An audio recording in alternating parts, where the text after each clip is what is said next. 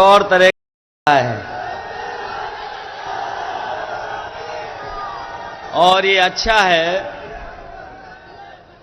कि पीलीभीत का चुनाव पहले चरण में ही है और पहले चरण में ही हम लोग खुशखबरी सुनने जा रहे हैं।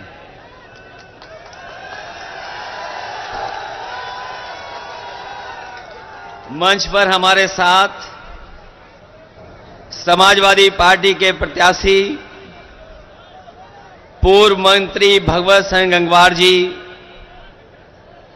पार्टी के हमारे विधायक अताउर रहमान साहब, पार्टी के जिला अध्यक्ष जगदीप सिंह जग्गा जी, कांग्रेस पार्टी के हमारे जिला अध्यक्ष हरप्रीत पाल सिंह जी, समाजवादी पार्टी के रही यहां से प्रत्याशी श्रीमती आरती महेंद्र,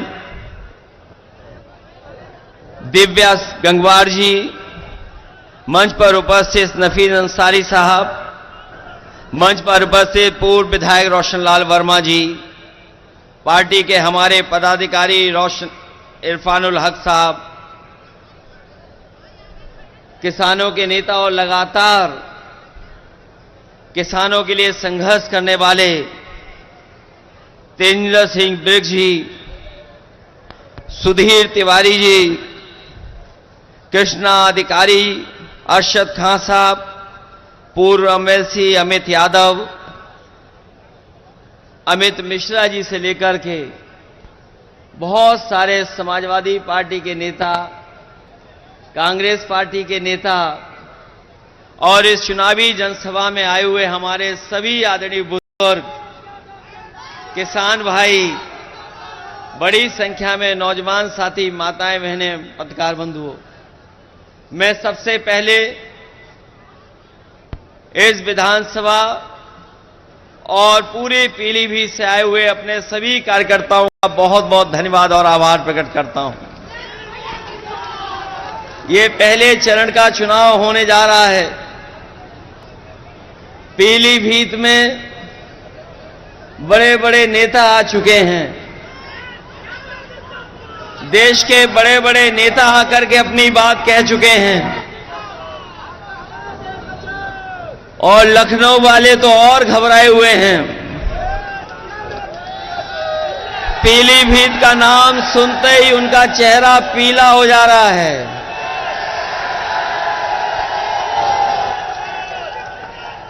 पीलीभीत का नाम सुनते ही भारतीय जनता पार्टी के तमाम नेताओं का चेहरा पीला हो जा रहा है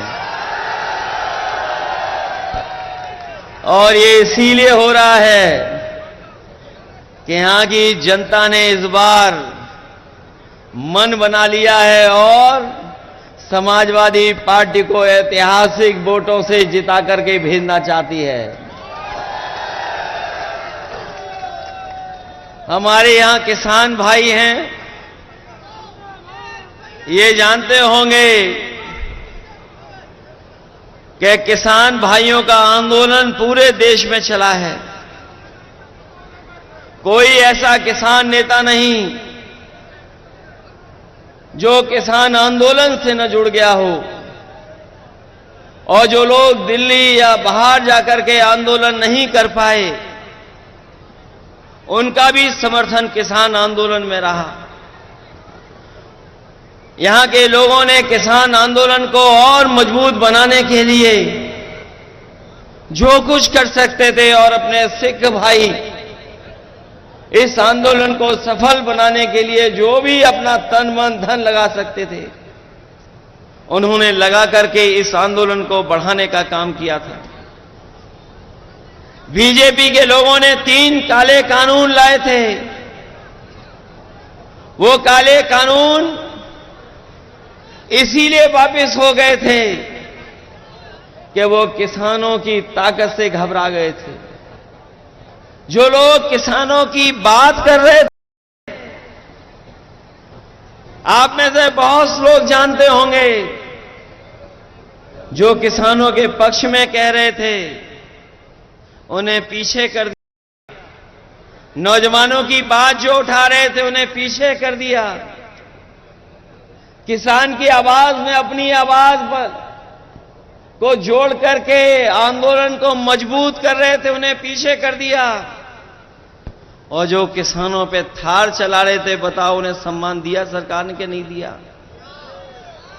बगल में ही आपने देखा है कि किसान आंदोलन को लेकर के यही तेजेंद्र बिर्क निकले थे, वहां पर उस आंदोलन को दबाने का काम किया था। कोई कल्पना नहीं कर सकता था कि थार से किसानों के आंदोलन को रोका जाएगा। कई लोगों की जान चली गई और ऊपर वाले की कृपा रही, भगवान की कृपा रही कि तेजेंद्र बिर्क हमारे जिंदा हमारे साथ हैं, अभी भी किसानों की लड़ाई लड़ रहे हैं।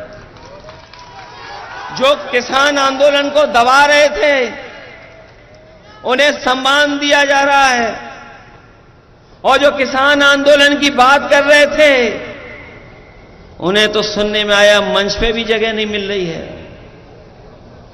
कोई नया आया है प्रत्याशी जो कह रहा है कि हमें अगर पहले पता होता कि हमें चुनाव लड़ना है तो हम बंबई बना देते पीलीभीत को।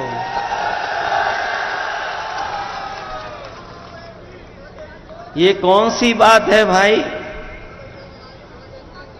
कि प्रत्याशी कह रहे थे, बीजेपी के प्रत्याशी कह रहे हैं कि उन्हें पहले ही पता होता तो वो बंबई बना देते। हम उनसे कहते हैं इसको बंबई मत बनाओ, बंबई का जो काम होता है थोड़ा वो ही करके दिखा दो यहां पर। वैसे तो हमारी बंबई शहर अर्थव्यवस्था की राजधानी है, अर्थव्यवस्था के लिए जाना जाता है, राजधानी अर्थव्यवस्था की। लेकिन वहां नाच गाना भी होता है, लोग उसके लिए भी बंबई जाते हैं। ये बीजेपी के प्रत्याशी कौन सा पीलीभीत बनाना चाहते हैं, इनके बारे में पता नहीं है आपको?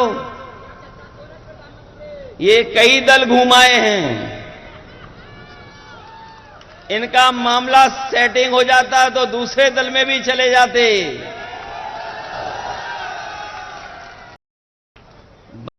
तो कुछ और थे,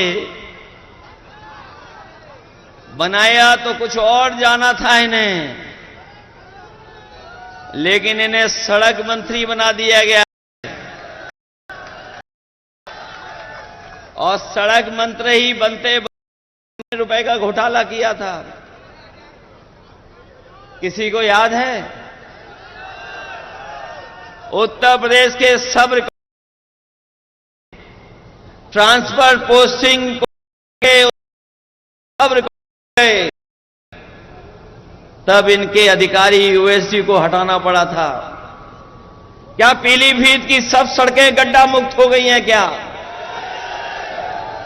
ये मंत्री जी बताएं, 40,000 करोड़ से ज्यादा, 40,000 करोड़ से ज्यादा पैसा गड्ढा मुक्ति में ये बीजेपी खर्च कर चुकी है। कहीं गड्ढे भर गए क्या? और जो काम समाजवादियों ने कभी किया था पुल सड़क को लेकर के, उनको भी ये सरकार पूरा नहीं कर पाई है। और अपनी जो योजनाएं चलाई गई हैं उनको भी पूरा नहीं कर पाई है सरकार। और चुनाव बाद पता नहीं कहां चले जाएंगे ये। जो मंत्री होता है उसका सांसद बनकर के दिल नहीं लगता है, इसलिए जानबूझ करके थोपा जा रहा है इन्हें कि पैसे वाले हैं चुनाव लड़ लेंगे, पैसे वाला मामला है उसमें चुनाव लड़ लेंगे। लेकिन यहां का किसान, यहां का गरीब, यहां का नौजवान बीजेपी के लोगों को सबक सिखाने जा रहा है। एक एक वोट देकर के समाजवादी पार्टी को जिताएगा। जब से ये दिल्ली वाले आए हैं, महंगाई तो बढ़ाई है, और महंगाई इतनी बढ़ाई है जिसकी आप कल्पना नहीं कर सकते।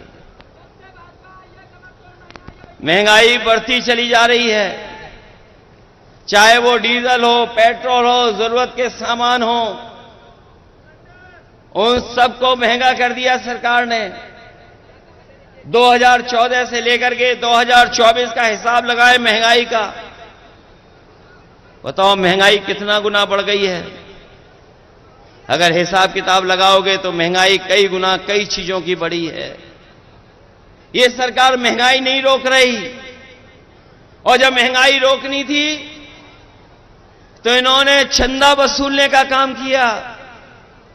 आप में से पढ़ा होगा लोगों ने कि ये दावा करने के भ्रष्टाचारी बचेंगे नहीं, लेकिन भ्रष्टाचार बढ़ाने का काम कोई कर रहा है तो वो भारतीय जनता पार्टी के लोग कर रहे हैं।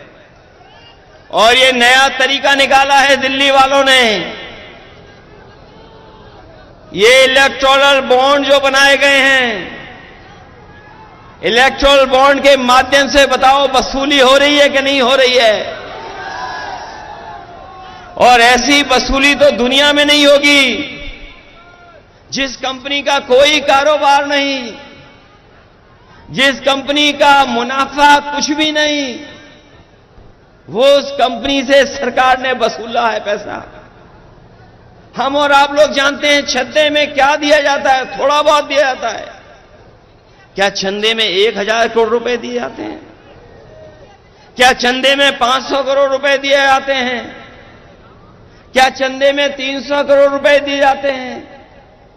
ये सरकार ऐसी है जिसने इलेक्टोरल बॉन्ड के नाम पर बड़े बड़े उद्योगपतियों को सीबीआई, ईडी, इनकम टैक्स से डरा करके इन्होंने वसूलने का काम किया है। और ऐसी वसूली पूरे देश ने नहीं देखी होगी जैसी सरकार में हुई है।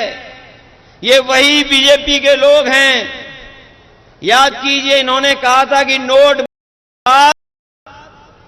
कोई भ्रष्टाचार नहीं होगा, कोई काला धन नहीं कमा पाएगा। बताओ ये इलेक्टोरल बॉन्ड सफेद को काला करने वाला इंतजाम हुआ है कि नहीं है? काले को सफेद कर लिया कि नहीं कर लिया बीजेपी ने? नोटबंदी में भी किया और इलेक्टोरल बॉन्ड में भी कर लिया। इस सरकार ने जितना पैसा वसूला है उसकी वजह से महंगाई है। सोचिए कभी जिन से ये वसूल लेंगे पैसा, क्या वो नहीं कमाएंगे मुनाफा? क्योंकि मुनाफा कमा रहे हैं इसीलिए महंगाई है, भ्रष्टाचार है इसीलिए महंगाई है। और इन सब चीजों के लिए कोई दोषी है तो भारतीय जनता पार्टी के लोग हैं। हम भारतीय जनता पार्टी के लोगों को कहना चाहते हैं, यही उत्तर प्रदेश है जिसने उनकी सरकार बनवाई। 14 में आए थे, 24 में चले जाएंगे। उत्तर प्रदेश के लोग अगर स्वागत अच्छा करते हैं तो जब विदाई करेंगे तो विदाई भी बड़ी धूमधाम से भारतीय जनता पार्टी के लोग करेंगे।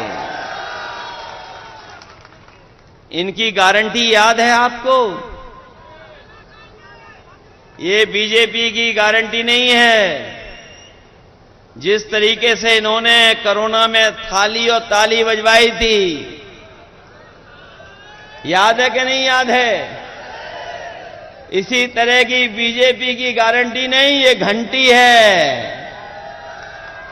इनकी घंटी याद है?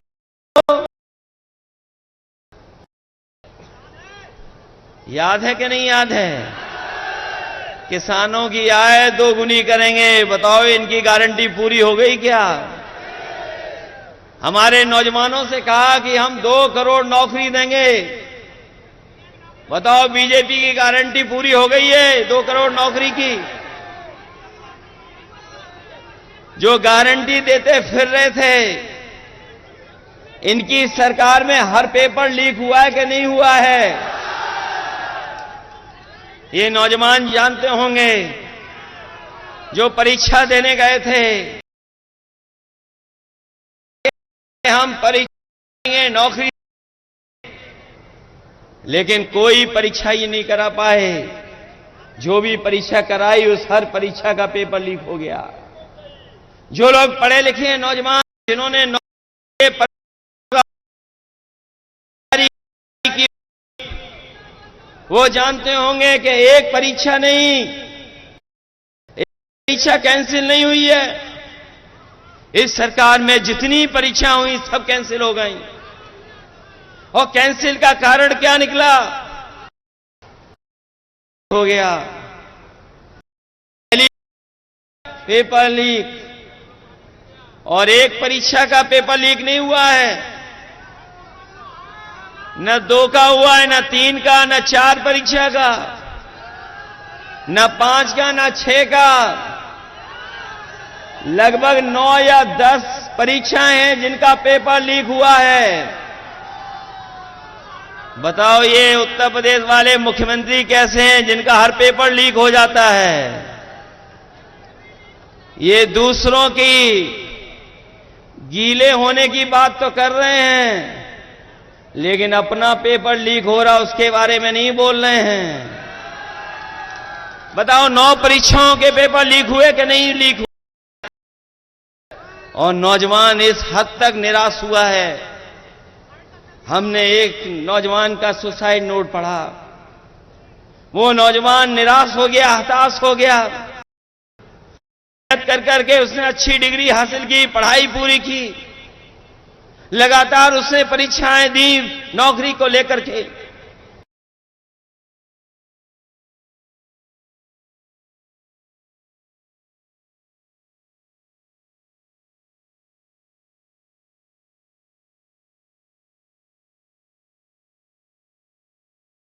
उसने डिग्रियां जलाई, अपने मां बाप और बहन से माफी मांग करके आत्महत्या कर ली। बताओ वो आत्महत्या करने वाले नौजवान क्या अब वापस आ सकता है कभी? वो इसलिए हताश और निराश हुआ कि सरकार नौकरी नहीं दे पाई। केवल एक नौजवान की कहानी नहीं है। एक बेटी जिसको ये पता लगा कि परीक्षा कैंसिल हो गई, जैसे ही उसे जानकारी मिली कि पेपर की परीक्षा जो दे करके आई थी वो परीक्षा कैंसिल हो गई, उसने अपने घर परिवार के लोगों को कुछ नहीं बताया और जान दे दी। तो ऐसा उत्तर प्रदेश बन गया जहां है। और ये सरकार वाले कह रहे हैं कि हमारा देश विश्व गुरु बनने जा रहा है। अगर विश्व गुरु बनेगा हमारा देश, तो क्या 80 और 90% हमारे नौजवान बेरोजगार होंगे क्या?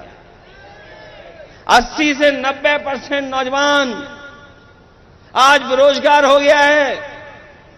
और जो नौकरियां भी मिल रही हैं वो पूरी नौकरियां नहीं हैं।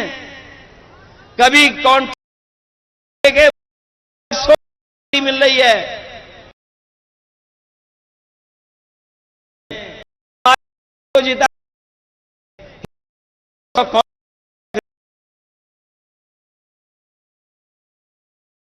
और इंडिया गठबंधन के लोग करेंगे। हम अपने उन नौजवानों भी कहना चाहते हैं जो लोग फौज की भर्ती में जाते हैं। हम अपने परिवार के लोगों से और खासकर नौजवानों से कहना चाहते हैं, ये अग्निवीर व्यवस्था कभी हम स्वीकार नहीं कर सकते, क्योंकि नौजवान हमारा वर्दी पहन करके सीमा की रक्षा करना चाहता है और वर्दी पहन करके उसको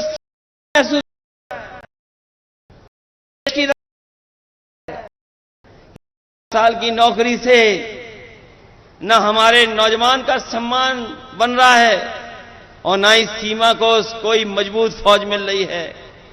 अग्निवीर जैसी व्यवस्था समाप्त होगी, इसको कभी समाजवादी लोग स्वीकार नहीं कर सकते हैं। इंडिया गठबंधन की सरकार बनेगी और अग्निवीर हमेशा हमेशा के लिए समाप्त हो जाएगी। मैं जानता हूं कि ये हमारे देश की पुलिस जो खाकी वर्दी पहनती है, ये भी कभी कभी हम लोगों को डराती है। ये हमारे कार्यकर्ताओं को डराने लगती है। ये इसलिए डरा रहे हैं क्योंकि अभी इनकी पक्की नौकरी है। ये बीजेपी वाले आ गए तो अभी तो 4 साल की फौज की नौकरी की है। इन खाकी वालों की 3 साल नौकरी होगी। 3 साल से ज्यादा नौकरी नहीं कर पाओगे।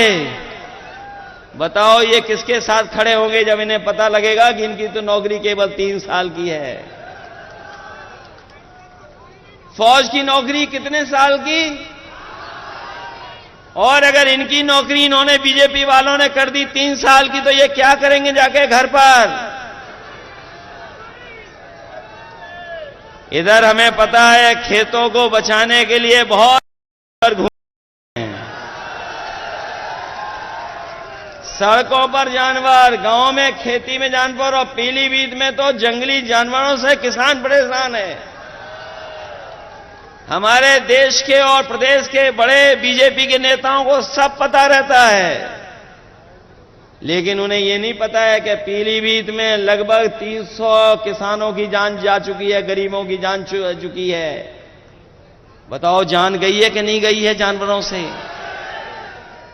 जंगल से जानवर आ रहे हैं, कभी खेत का नुकसान कर रहे हैं, कभी हमारे आम लोगों का नुकसान कर रहे हैं, जान ले रहे हैं। और एक बात तो ऐसा वीडियो वायरल हुआ था, हमने देखा था कि दीवार पर टाइगर घूम रहा था और पीलीभीत के लोग उसे रोक रहे थे। ये बीजेपी वालों को नहीं पता है। क्या बीजेपी की गारंटी में था? ये नहीं था। मुझे याद है 2022 के चुनाव में देश के प्रधानमंत्री कह के गए थे कि बीजेपी की सरकार बना दो। हमने ऐसा इंतजाम किया है, ऐसा अच्छा ठोस योजना बनाई है कि 15 दिन के अंदर जानवर की समस्या का समाधान कर देंगे। बताओ सरकार बने कितने दिन हो गए हैं? अब तो 7 साल प्रदेश की सरकार के, दिल्ली वालों के 10 साल हो गए। बताओ 17 साल का हिसाब किताब लोगे कि नहीं लोगे आप लोग? ये नौजवान हमारा फार्मूला याद रखें। ये बीजेपी वाले इसलिए घबराए हुए हैं क्योंकि इन्होंने जो परीक्षा लिखाई और परीक्षा के जो पेपर लीक हुए हैं उससे 70 चला गया निराश होकर के। और अगर 70 लाख गया है निराश होकर के और केवल हम उसके मां बाप को जोड़ दें तो बताओ इनके परिवार से 3 सदस्य नाराज हो गए कि नहीं हो गए? अगर 70 लाख लोग निराश होकर गए, नौजवान जिन्हें नौकरी का भरोसा दिलाया था, और इन्हीं 70 लाख को अब अगर हम 3 सदस्यों से गुणा कर दें तो 1 करोड़ लोग,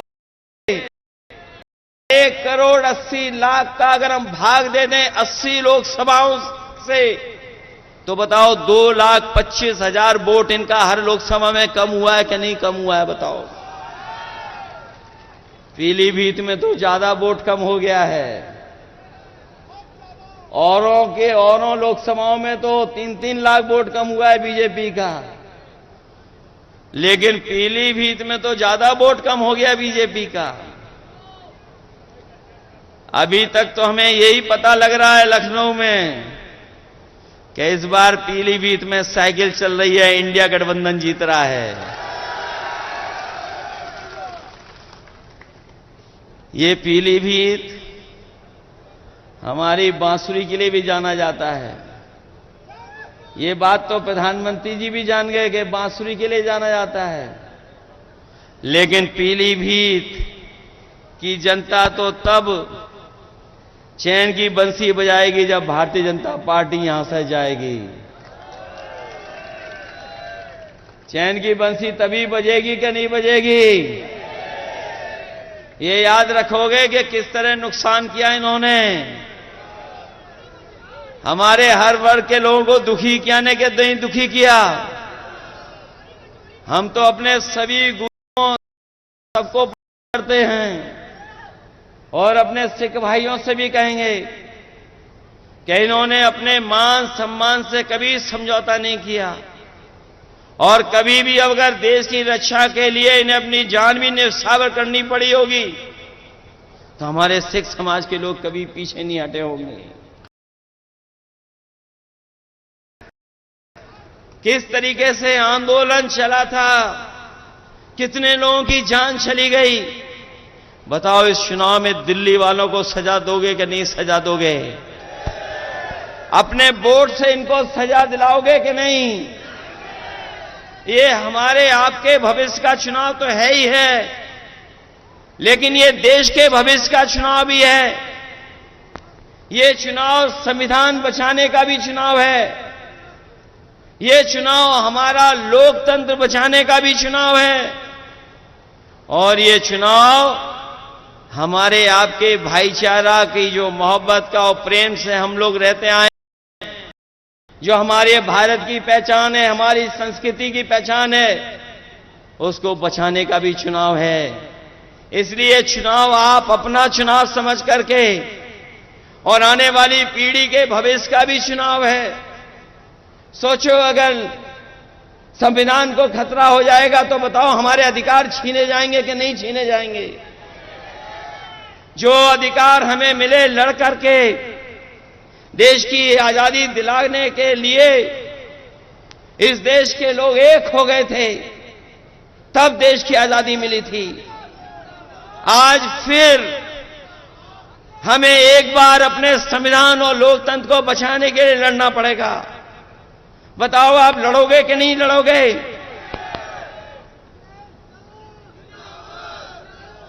ये लड़ाई कोई छोटी लड़ाई नहीं है। बताओ हमारे किसान भाइयों, एमएसपी के लिए लगभग 1000 किसानों की जान गई कि नहीं गई? बताओ आप।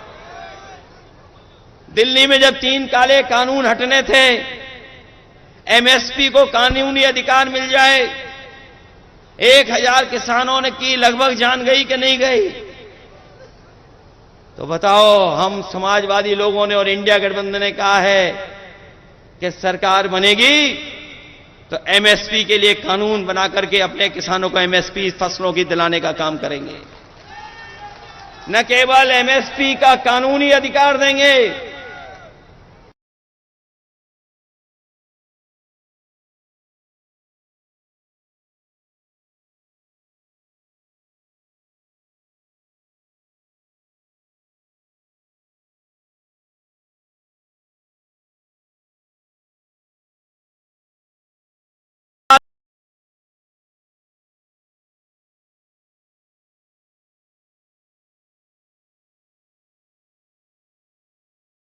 भी देखने को मिला है कि जिन व्यापारियों ने कर्ज लिया, जो कर्ज नहीं दे पाए, उनको माफ कर दिया इन्होंने और दोबारा बैंक से उन्हें कर्ज दिलवा दिया।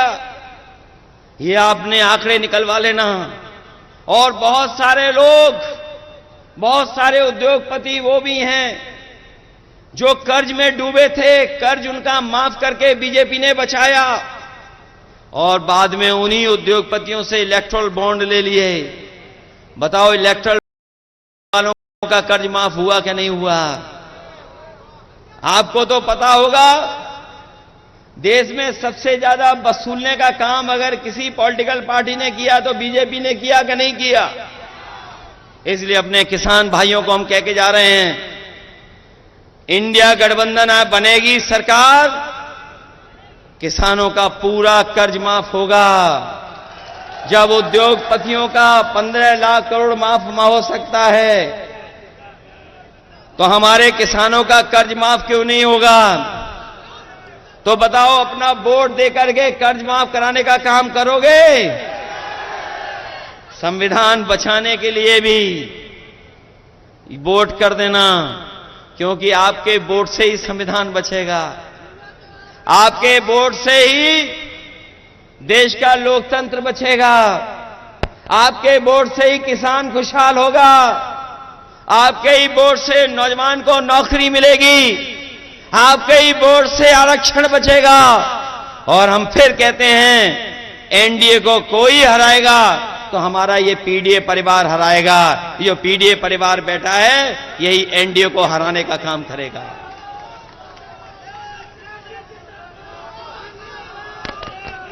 वैसे तो हमारे साथी घर घर जा रहे होंगे वोट मांगने के लिए, वैसे तो हमारे कार्यकर्ता गांव गांव जा रहे होंगे वोट मांगने। बताओ गांव गांव जाओगे वोट मांगने कि नहीं जाओगे? हर घर वोट मांगने जाओगे कि नहीं जाओगे? हमारा आपसे निवेदन है, हमारा आपसे अपील है, हमारी आपसे प्रार्थना है। बताओ भारतीय जनता पार्टी का जो लूट और झूठ का प्रचार है उसका घर घर प्रचार करके बताने का काम करोगे कि नहीं करोगे? इंडिया का सबसे बड़ा इलेक्ट्रॉनिक सेल शुरू हो चुका है।